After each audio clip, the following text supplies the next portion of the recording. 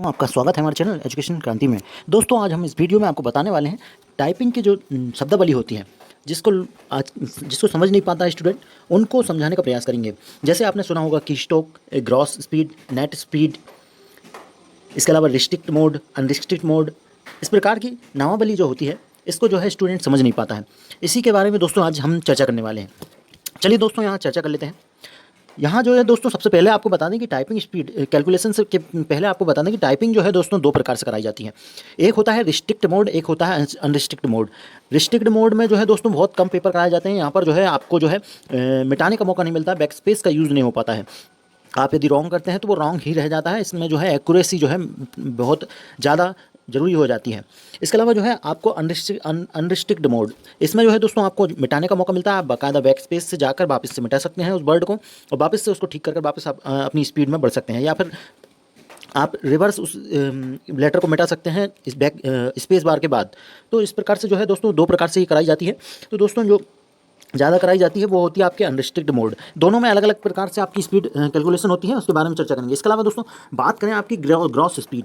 Gross speed क्या होती है? ग्रॉस स्पीड दोस्तों साधारण भाषा में समझे तो आपकी ग्रॉस स्पीड वो स्पीड है जिसमें कि आपके गलत शब्द और सही शब्द दोनों को जोड़कर आपकी स्पीड बताई जाती है। अर्थात आपने तो जो भी टाइपिंग में किया है, गलत सही जो भी किया है, सारा आपको जोड़कर आपकी स्पीड शो कर दी जाती है कि आप इतनी तेज़ी से इस कीबोर्ड चला रहे थे। लेकिन उसमें गलत या सही का आकलन नहीं होता है। इसका आकलन कुछ एक सूत्र के द्वारा किया जाता है, उसके द्वारा आपको समझाने का प्रयास करते हैं। दोस्तों यहाँ पर क्या होता है, ऑल टाइप्स एंट्रीज, इसको आप जो है कीस्ट्रोक बोल सकते हैं, या आपने जो कीबोर्ड की है वो कितनी बार दबाई है, इसको जो है दोस्तों ऑल टाइप की को जो है यह बोला जा सकता है। 5 क्यों लिखा है दोस्तों? यहाँ पर जो है एक वर्ड का आकलन जो है 5 से किया जाता है। जैसे आप यहाँ पर देखें कि ग्रॉस में जो है 5 वर्ड हैं, लेकिन WPM में जो है 3 वर्ड हैं। ऐसे ही इसमें इस लिखें तो इसमें 2 वर्ड होंगे, लेकिन यदि एजुकेशन लिखें तो उसमें बहुत सारे वर्ड होंगे। इसी प्रकार से ज़्यादा कम को बैलेंस करने के लिए यहाँ पर 5 वर्ड जो है एक शब्द के बराबर मान लिया जाता है। इसी के कारण दोस्तों यहाँ पर 5 वर्ड का आकलन अक्सर किया जाता है। इसके अलावा बटे में जो है आपका टाइम लिया जाता है। अब यहाँ पर दोस्तों आगे देख सकते हैं 1750, मान लीजिए आपकी जो की स्ट्रोक है या आपने जो बटन प्रेस की कीबोर्ड पर वो आपकी 1750 है। इसमें आप 5 का भाग लगाते हैं तो आपका जो है 350 आ जाता है। 350 शब्द आ जाते हैं आपके 350 शब्द। इसका मतलब है आपने जो है 350 शब्द टाइप किए हैं। इसके अलावा दोस्तों इसमें आगे बढ़ें तो आप यदि 10 मिनट्स के लिए निकालना चाह रहे हैं तो 10 मिनट्स के लिए निकालना चाह रहे हैं ग्रॉस स्पीड, तो इसमें जो है 10 का भाग लगा दें तो यह आपकी 35 वर्ड पर मिनट WPM में आपकी जो है ये स्पीड निकल कर आ जाती है। इसके अलावा बात करें अगली स्पीड की, तो दोस्तों यहाँ पर बात की जाती है नेट स्पीड की। नेट वर्ड पर मिनट का फॉर्मूला होता है। पहले नेट स्पीड को बता दें दोस्तों, इस नेट स्पीड में जो है आपको रॉन्ग वर्ड को नहीं गिना जाता है। इसमें सिर्फ सही वर्ड जो सही टाइप किए जा रहे हैं उनको ही गिना जाता है। यह आपकी एक्चुअल स्पीड होती है, जो सही स्पीड होती है वो यही होती है। इसमें आपकी एक्यूरेसी भी निकल कर आती है। यदि आपकी एक्यूरेसी अच्छी होगी तो आपकी ग्रॉस स्पीड और नेट स्पीड एक सी ही होगी। यदि आप 100% ला रहे हैं तो बिल्कुल एक सी होगी।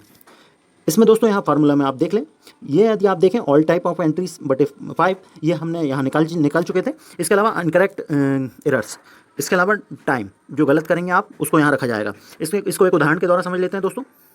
यहाँ पर आप देख लें, मान लीजिए आपने की स्ट्रोक 100 की स्ट्रोक जो है गलत किए, तो इनको जो है 5 से भाग देते हैं तो यहाँ पर 20 आते हैं। इसका मतलब 20 वर्ड जो है आपके रॉन्ग रहे हैं। 20 वर्ड रॉन्ग रहे हैं। 20 में भी यदि आप 10 मिनट में 20 वर्ड रहे हैं तो 20 में 10 का भाग देते हैं तो यहाँ 2 आता है। 2 को यहाँ 35 आपकी आई थी ग्रॉस स्पीड, इसमें से 2 को कम करते हैं तो यहाँ 33 वर्ड पर मिनट जो आपकी नेट स्पीड हो जाती है। इसका मतलब है आप जो एक्चुअल स्पीड है आपकी 33 की स्पीड है। यदि सही देखें, आपने इसमें गलती नहीं की होगी। इसके अलावा एक्यूरेसी के बारे में भी लोगों को कन्फ्यूजन होता है, तो उसके बारे में जान लेते हैं। एक्यूरेसी का जो परसेंटेज होता है वो कैसे निकाला जाता है दोस्तों। यहाँ पर आप देख लीजिए, आपकी ग्रॉस स्पीड जो भी निकाली है आपने, उसके ऊपर रखिए आपकी नेट स्पीड और गुणा कर दीजिए 100 का। इससे आपका जो परसेंटेज निकल कर आएगा वो आपका जो है एक्यूरेसी का परसेंटेज हो जाएगा। आप इतनी एक्यूरेसी के साथ यहाँ पर स्पीड यहाँ पर जो है टाइप कर रहे हैं। इसके अलावा जो है की स्ट्रोक के बारे में बता दें दोस्तों। आपके की स्ट्रोक के बारे में दोस्तों यहाँ पर जो जितनी प्रेस की जाती है वो आपको बता ही दी गई है।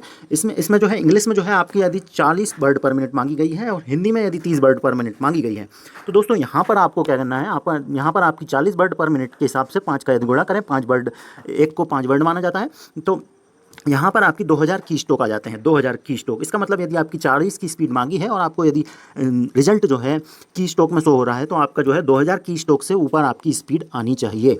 तो आपका जो है यहाँ पर क्वालिफाई माना जाएगा।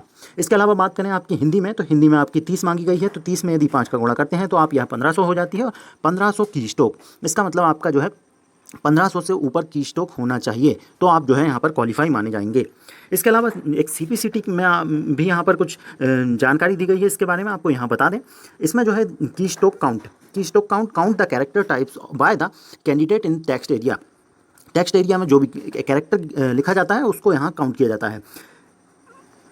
की stroke count will not include the character erase in the unrestrict mode जिसमें कि आप टाइपिंग करते हैं, जिसमें मिटाने का मौका मिलता है, उस मोड में यदि will include the character erase not include, आप जो जिस भी वर्ड को मिटा देंगे वो यहाँ पर गिना नहीं जाएगा की स्टोक में।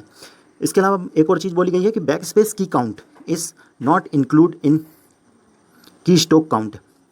बैक स्पेस की को नहीं गिना जाएगा की स्टोक काउंट में। यदि आप कहें कि की स्टोक तो वो हो गया जो बटने दबाते हैं, तो यहाँ पर आप बैक स्पेस की को भी दबा रहे हैं तो उसको भी क्या गिना जाएगा, तो यहाँ पर उसको भी नहीं गिना जाता है। और आप जो लेटर मिटा देते हैं वो भी की स्टोक होता है, लेकिन उसको भी नहीं गिना जाता है। यह नियम है CPCT के द्वारा और ये लागू होता है आपका सारे एग्जाम में।